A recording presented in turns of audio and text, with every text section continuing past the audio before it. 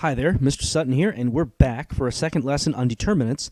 In this one, we'll be taking a look at some of their applications, including solving systems using Kramers Rule, finding areas of triangles, determining whether points are collinear, and as a real-life problem, finding the area of a triangular building.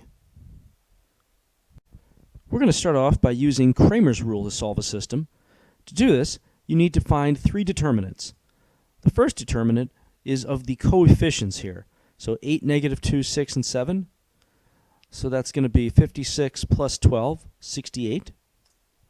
Next determinant is you need to find this dx. So this is going to be the same numbers as you used to find the determinant of the coefficients, but now you're going to replace the coefficients of x with the constants that are the answers here, or at least the other side of the equation. So instead of having 8 and 6, you're going to put negative 14 and negative 53 there instead. All right, let's figure this one out. So let's see here. This is going to be negative 98 minus 106, so negative 204 then. And then to find dy, again, we're going to use these numbers, but now we're going to replace the negative 2 and the 7 with negative 14 and negative 53. I'm using the calculator for this. So I'll have 8 times negative 53, the down cross, minus 6 times negative 14, the up cross. That's negative 340. What now? We've got these three determinants. So in order to find x, you just have to take dx and divide that by d. And for y, you just have to do dy over d. So let's figure out x first. That's going to be negative 204 divided by 68. Plug that in my calculator. Comes out to negative 3. Well, that's a nice whole number. And then we have y, again, dy over d. So negative 340 over 68. And actually, I can tell that's going to come out to negative 5. So there's my x and y value.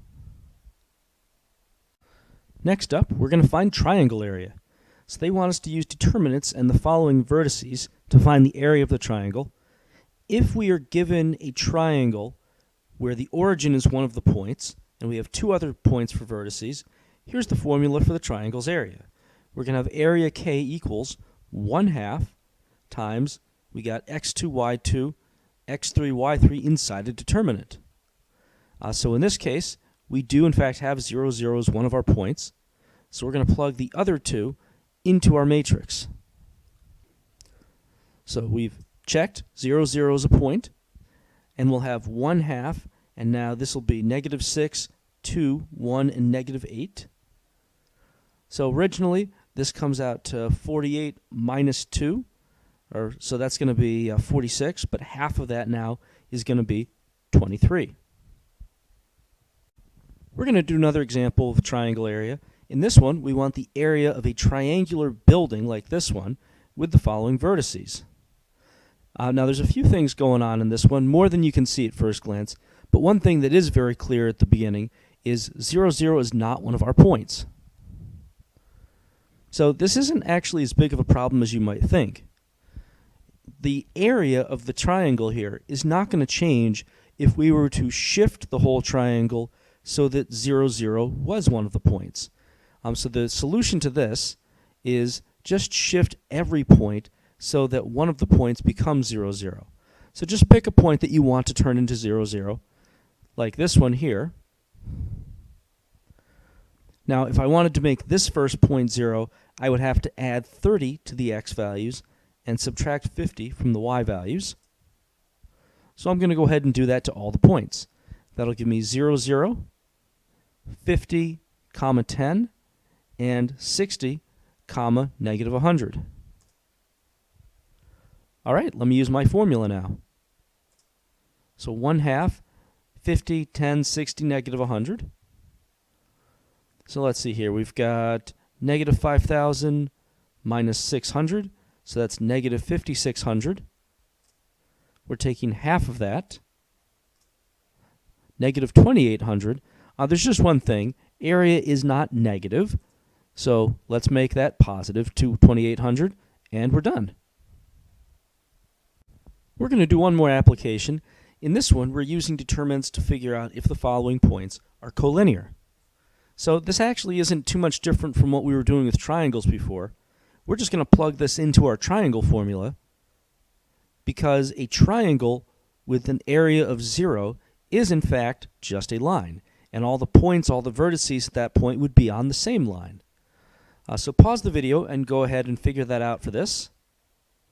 Alright, so first thing we need to do is shift this first point so that it's 0, 0, and we have to do that for all the points. So we're going to subtract 2 from x and subtract 7 from y, giving us 0, 0, and then this will be 4, 4, and 8, 8. Interesting. All right, let's plug all that in. So we're asking, is the determinant of all this going to be 0? We could put a k out, we could put a 1/2 out in front, but it doesn't really matter. Because, I mean, 1/2 is just 1/2. If all this stuff comes out to 0, then it's going to make the 1/2 0 as well. So we're just going to take the determinant then of 4, 4, and 8, 8. That is 32 minus 32, which is 0. Since that comes out all that to 0, that means that these 3 points are in fact on the same line. They are collinear. That was such a good time. We're going to do it one more time. Pause the video and figure out if these are collinear. All right, first step, let's shift everything so that this first point is 0, 0. So we have to subtract 6 from x and add 2 to y. Our other 2 points then are going to be negative 2, comma negative 1. And let's see, this will be negative 7, comma 7. Plug in those last 2 points in to see if this all comes out to 0. We've got negative 14, and then we're subtracting positive 7 here. So that's negative 21. Well, that's not 0, so that means these points are not collinear. This concludes our sequence of lessons on matrices. Until next time, this is Mr. Sutton signing off.